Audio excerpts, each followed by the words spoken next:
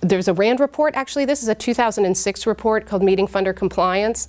This report showed that in an average nonprofit, 44% of a staff member's time, 44% was going to reporting, whether it was writing reports, entering data that wasn't being used to manage their organization internally, that was just going out the door to funders. 44% and 11% of the actual funds being brought in were being directly used for reporting. And I'm just curious, yeah, does that sound, I see a lot of nods. But yet, funders are so interested in your low percentage of administrative costs. Yes. And yet, reporting back to funders takes so much of your staff time that there is more administrative costs. So it's kind of a conundrum. It is. It is. So actually, this points to this issue of shadow boxing, that 90% of donors say that nonprofit performance is important to them, and only 30% actually go out of their way to kind of research and see which is the most effective organization to put their money. This was done by Hope Consulting in San Francisco. It's a pretty comprehensive survey, and I think it's super telling that donors feel like, yeah, we care about those outcomes, but then there's a third of them that are actually really kind of going out of their way to see what needs to happen in order to maybe support it or actually get that information about effectiveness. The other thing that I thought, Center for Effective Philanthropy, this is in the resources, they've just put out a great study called Room for Improvement, Foundation Support for Nonprofit Performance. And what the organizations that they researched told them was that 71% of their funders, as you're saying, Frederick, 71% of their funders don't provide support for assessment for their internal assessment efforts. And I think that 71% is probably even low in my experience. I mean, I think there's a lot of funders that are reluctant to provide direct support to establish those assessment systems. So I think it's important just to be super clear about why measurement, why this internal kind of measurement is important. For the grantee organization, like LAYC, you want to know that you're not causing harm. If you have a program that has the potential to do that, you want to know that you're moving participants in the right direction. And to learn, and this really sort of references the learning culture that we'll talk a little bit more about, but learning whether you're making progress, not necessarily as, using data in any punitive way, just being able to learn what's working and what's not, and then improving the quality of services that you're providing. I think that can be a really important piece.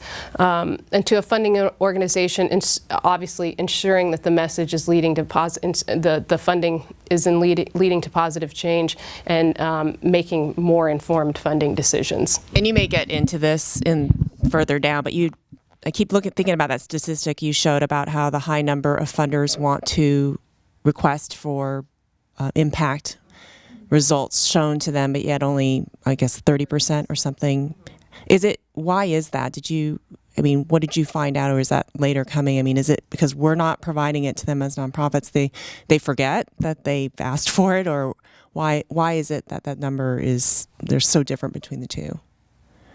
Well, there's a lot of speculation about why. For the first thing I'll say is the shadow boxing piece. So the Center for High Impact Philanthropy in Pennsylvania has published a lot of information similar to that Hope Consulting report. They had a study called the I'm Not Rockefeller study, where they interviewed super high net worth individuals that gave over $1 million every year and talked to them about effectiveness. And their findings were pretty similar, I think, in terms of those that cared about effectiveness but were reluctant to ask for or really look for data. It sounded like they got more information from maybe a friend about where they should invest or donate their money than they did sort of looking closely at the nonprofit and really figuring out, okay, is this an effective organization? Are they really making a difference? And do I want to give my money there? I think that their sense was that those, and what they got from these really intensive interviews with these donors, is that they didn't want to be a burden to the nonprofit and be asking for information that maybe was difficult for them to retrieve, and I think that it's also sort of I think it's a hard thing for donors. I think that they want to give with their hearts. You know, something compels them. They go to a gala, or like I said, a friend has told them, this is my wife's foundation or organization or what, you know, and okay, well, I want to give there. I mean, or it's a very tricky thing. And so I think that's why we're sort of playing with, it's not, they want to be able to invest philanthropic dollars in a different way than they're having to invest, you know, dollars for monetary gain.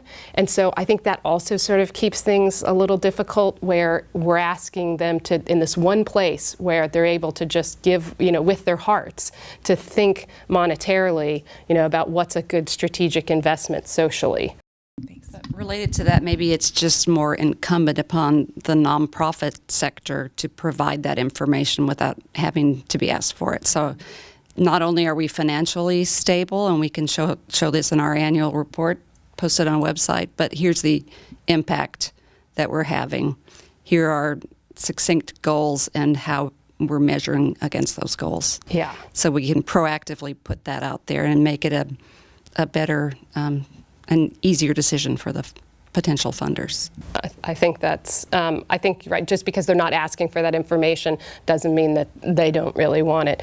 That's another thing that I'm not sure, I'd like to say, because I'm not sure that I get to here, that one of the, I think, most important things about this, the relationship between funders and grantees, is being able to have conversations with the funders, not when a report is due, and not when you're proposing to receive funding, but to be able to, during some sort of middle time, sit down and kind of educate about the nature of your work, what you're trying to accomplish, the things that would be really helpful for you to have from them, and what is driving you crazy about their reporting requirements. I mean, those types of candid conversations, I think, are more welcome than we tend to think, and it's just sort of asking for them and having them at the right times.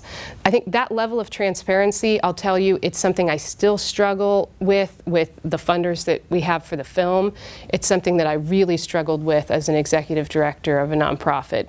I think it's just, again, it's hard to be that transparent, but I think it can go a really long way into sort of making that partnership with your funders, as opposed to that dynamic where you're having to give them all kinds of glowing information all the time.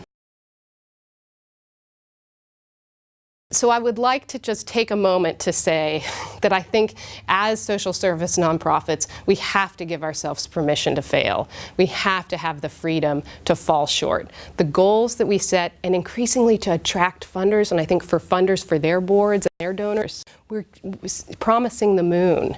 And it's so easy to do. I was so incredibly guilty of this, and I have to say I still am in trying to find funding.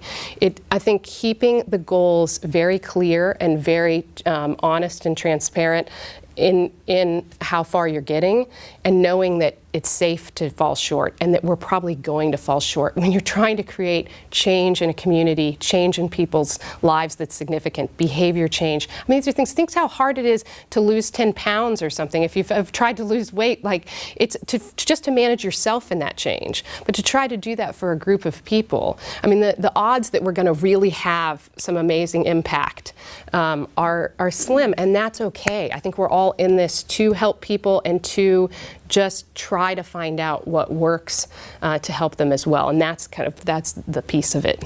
Yeah, you know, I really appreciate you saying that. I think so much of that is true, and I think the challenge is, though, that I think for some in the community and funders, I'm not quite sure if they always get that understanding of how hard change is. And, you know, in the film, I'm not sure who it was, but, you know, she talked about how these are issues that the private sector hasn't been able to figure out, the government hasn't been able to figure out. It's incredibly hard. And I just think that, that piece of trying to educate foundations and funders in the community of that we want to try these innovative things and to make a difference, but it is going to be hard, and it is going to take a lot of work. And like you said, we have to be able to fail. I think that's so important. Yeah, I think that's a message that I think in the sort of creation of the philanthropic universe with Rockefeller and Carnegie and into sort of how robust our federal agencies have had to become to address some social services, it feels like it's always been this very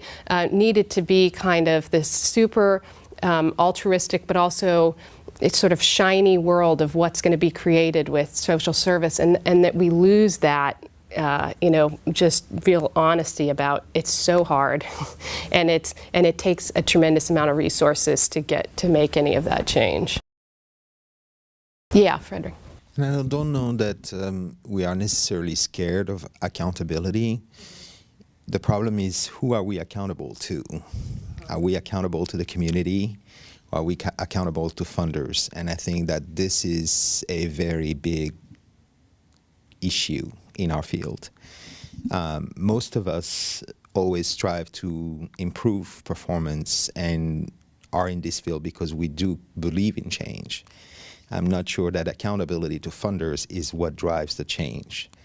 So perhaps here, defining of who we are accountable to is really important, and that is perhaps where change needs to start.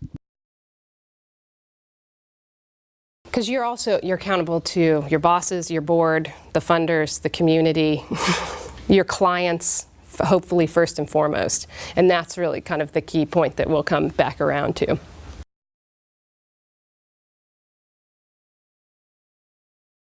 With the freedom to fail comes an enormous responsibility. We have to be accountable for our efforts.